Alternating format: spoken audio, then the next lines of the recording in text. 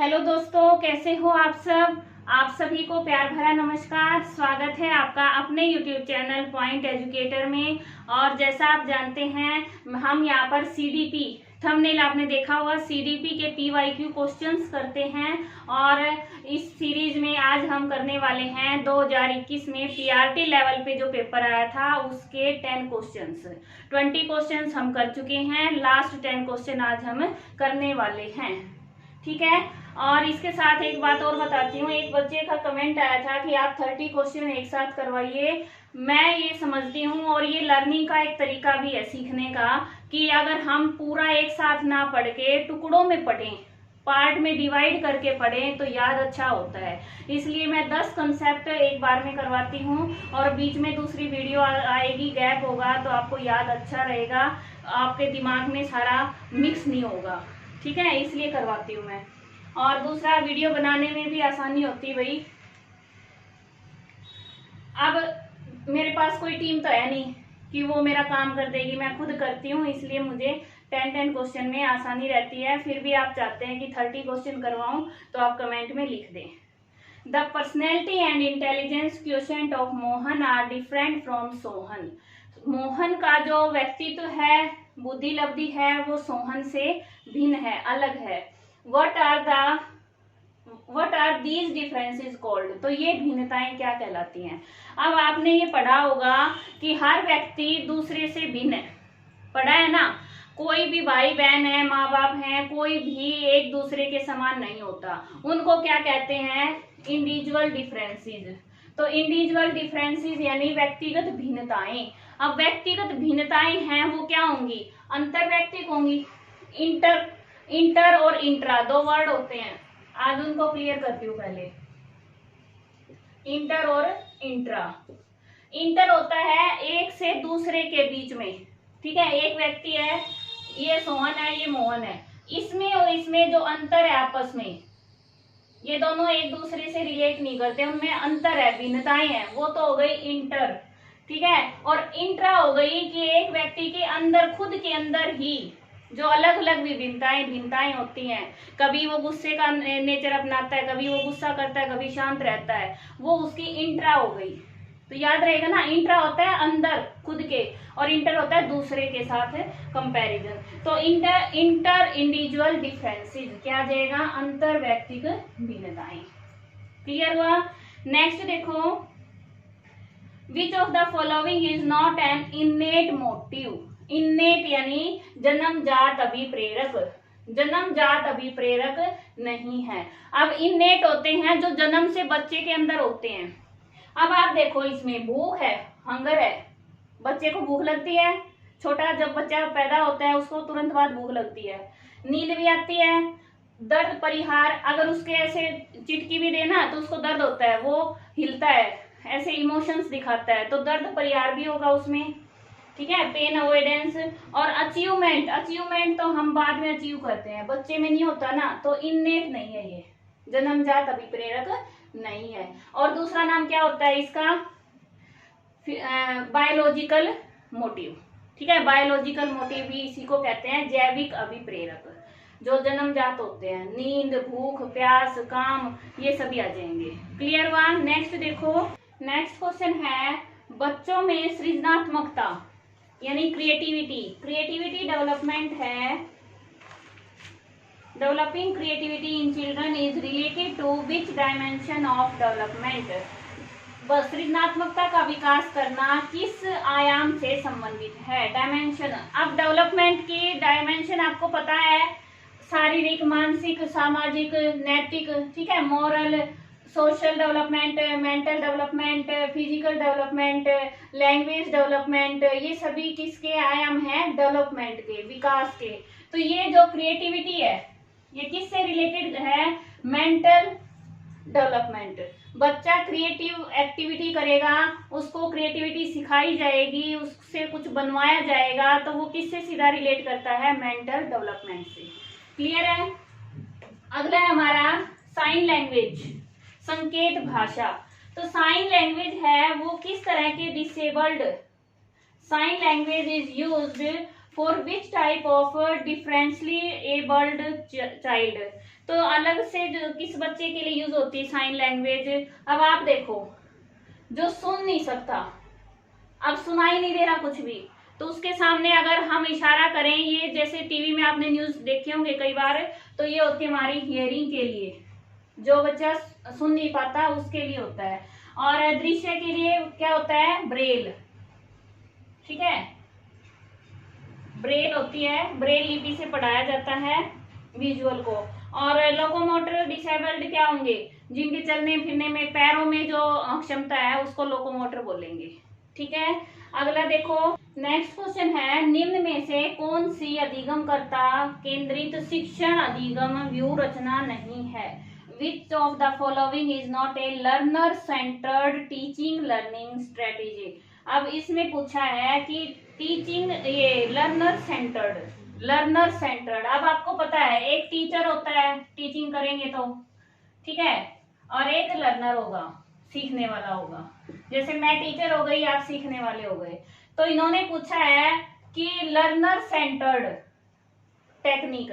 अब आपको जब ये पता होगा कि होती क्या है तभी तो आप आंसर कर पाओगे। तो टीचर सेंटर्ड और लर्नर सेंटर्ड क्या होती हैं, जिसमें टीचर प्रधान होता है, टीचर ही करवाता है, बच्चों का कोई रोल नहीं होता, वो होती है टीचर सेंटर्ड। और लर्नर सेंटर्ड होता है जिसमें जो सीखने वाला है, लर्नर है, उसकी प्रधानता होती है, वो मुख्य होता है और उसकी इंटरेक्शन से वो सीखता है, ठीक है, वो भी बीच में शामिल होता है। तो इसमें अगर हम एग्जाम्पल देखें इसमें, तो जो लेक्चर मेथड है ये क्या है, टीचर सेंटर्ड है, क्योंकि एक टीचर लेक्चर देगा और बच्चे सुनेंगे। अब जैसे मैं आपके सामने वीडियो बना के प्रेजेंट कर रही हूँ, तो मैं सिर्फ आपको सुना रही हूँ, आप बस बैठ के सुन रहे हैं, कोई इंटरेक्शन नहीं हो रही, तो ये क्या है, टीचर सेंटर्ड। और लर्नर सेंटर्ड, अगर मैं ऑनलाइन क्लास ले लूँ, उसमें आप भी बीच में क्वेश्चन पूछें, मैं उनका जवाब दूं, तो ऑनलाइन टीचिंग है वो आ जाएगी लर्नर सेंटर्ड। और जो ऑफलाइन है, वीडियो रिकॉर्डिंग करके वीडियो प्रेजेंटेशन करते हैं, वो आ जाएगी टीचर सेंटर्ड। ऐसे ही लेक्चर किस में आ गया, टीचर सेंटर्ड में। और कौन सी आएंगी इसमें, टीम टीचिंग, कई टीचर मिलके एक साथ पढ़ाते हैं, वो भी किस में आएगा, टीचर सेंटर्ड में। और लर्नर सेंटर्ड में कौन सी आ जाएंगी, प्रोजेक्ट है, ठीक है, बच्चों को प्रोजेक्ट दे दिया, घर से करके लाओ, प्रॉब्लम सॉल्विंग हो गया, कोऑपरेटिव लर्निंग हो गया, ग्रुप बना दिया बच्चों का, 4-4, 5-5 बच्चों के ऊपर एक बच्चा सिलेक्ट करके मॉनिटर बना दिया, तो वो हो जाएगा। और कौन से होंगे इसमें, जैसे ट्यूटोरियल है, ट्यूशन देते हैं ना, तो 1-2 बच्चे का छोटा ग्रुप भी हो सकता है या एक बच्चा भी हो सकता है, तो वो उसकी जो भी प्रॉब्लम है वो टीचर से बता सकता है। तो ट्यूटोरियल भी किसमें आ जाएगा, लर्नर सेंटर्ड टीचिंग टेक्निक में, मेथड में। क्लियर हुआ इतना। तो आगे से ये क्वेश्चन कभी गलत नहीं होना चाहिए, सिर्फ आपको नाम देख के ये देखना है कि इस मेथड में बच्चे का रोल है या नहीं है, या सिर्फ टीचर का ही रोल है। सिर्फ टीचर का रोल है तो टीचर सेंटर्ड, लर्नर सेंटर्ड अगर बच्चा प्रमुख है। और एक मिक्स्ड मेथड भी होता है, ट्यूटोरियल को मिक्स्ड में भी ले सकते हैं। ग्रुप डिस्कशन से पैनल डिस्कशन, सेमिनार, ये क्या है, मिक्स्ड में आ जाएंगे, क्योंकि वहां पे टीचर और लर्नर सेम लेवल पे होते हैं, ठीक है, सीखने वाला और सिखाने वाला सेम लेवल पे होते हैं, ग्रुप डिस्कशन से वो सीखते हैं। क्लियर हुआ। नेक्स्ट देखो, नेक्स्ट क्वेश्चन है, who profound the 3 dimensional theory of intelligence.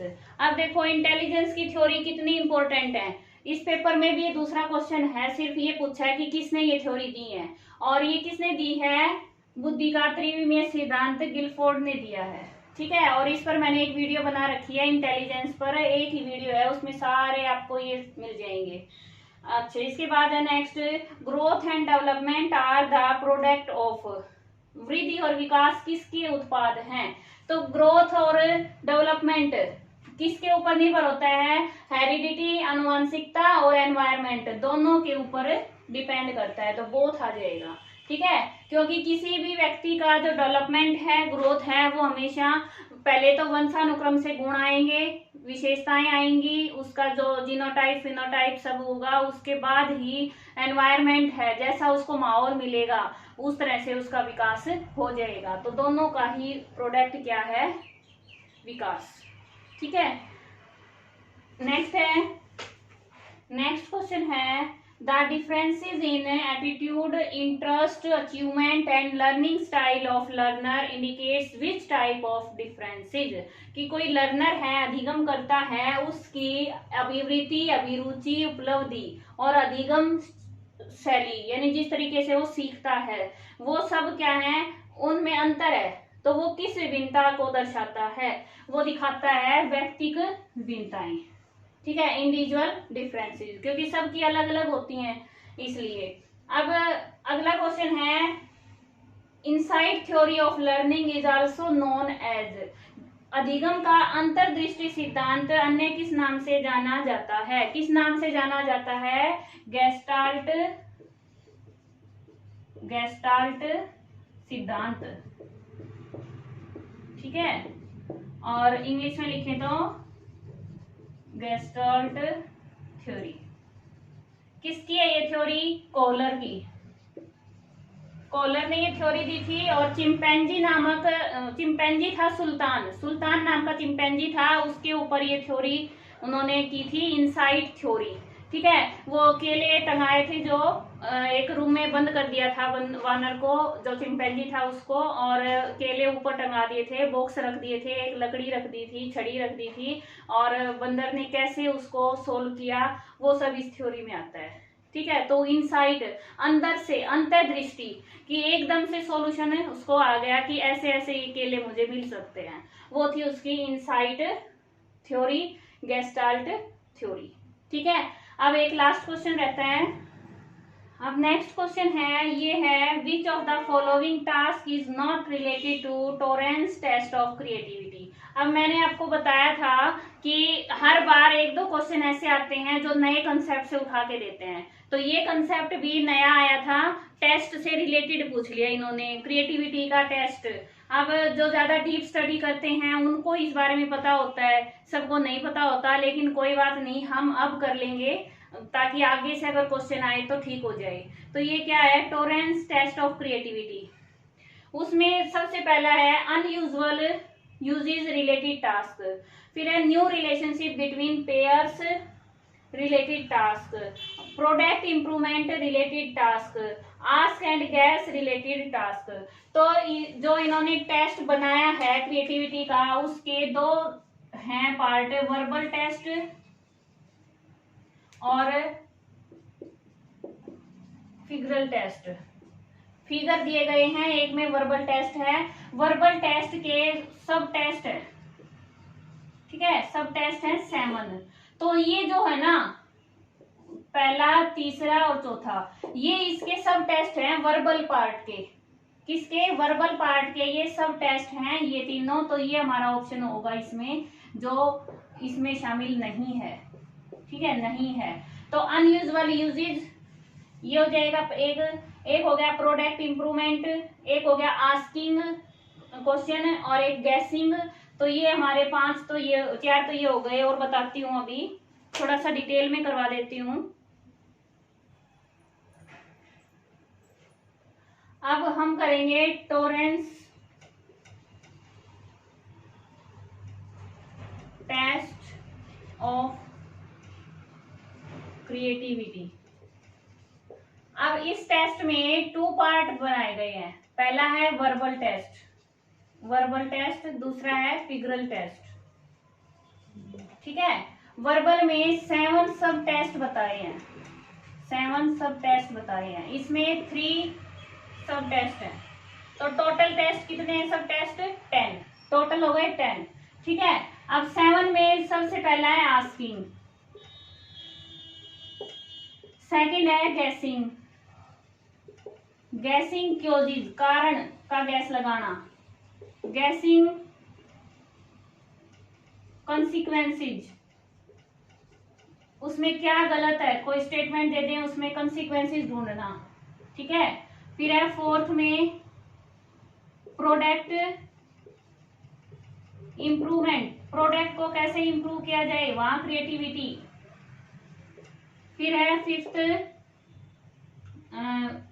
Unusual usage, किसी भी प्रोडक्ट का अनयूजुअल यूज, मान लो कि पेन है, ठीक है, पेन का यूज है लिखना। अब अगर कोई ऐसे टंगा ले या फिर बालों में लगा ले तो वो क्या हो गया, अनयूजुअल यूजेज हो गया। फिर 6 नंबर पे अनयूजुअल क्वेश्चंस, क्वेश्चंस ऐसे पुट करना जो साधारण नहीं है, आम उसमें नहीं पूछे जाते, अनयूजुअल हैं। और 7 हो जाएगा हमारा जस्ट सपोज, जस्ट सपोज करो, अनुमान लगाओ, ठीक है। और इसमें है, पहला है पिक्चर कंस्ट्रक्शन, कंस्ट्रक्शन डॉट से दे देंगे और कोई एक पॉइंट दे देंगे, उससे पूरी पिक्चर ड्रा करो। फिर है सेकंड है पिक्चर कंप्लीटेशन, पिक्चर कंप्लीट करना, कोई पार्ट मिस कर दिया उसमें पिक्चर को पूरा करो, ठीक है। और थर्ड है पैरेलल लाइंस। तो ये इस तरह से 3 सब टेस्ट हैं फिगरल के, 7 है वर्बल के। ये है टोरेंस टेस्ट ऑफ क्रिएटिविटी। समझ आया आपको? उम्मीद है आपको अच्छा लगा होगा, समझ आया होगा। और फिर भी कोई डाउट है तो कमेंट में बताएं। ये हमारा पेपर पूरा हो गया। नेक्स्ट हम करेंगे टीजीटी लेवल का 2021 का। तो मिलते हैं नेक्स्ट वीडियो में। Thanks for watching. और अगर वीडियो में कोई कमी है या फिर आपको अच्छी लगी है तो कमेंट में जरूर बताना, लाइक भी करना और शेयर भी करना। आपका दिन शुभ हो। धन्यवाद।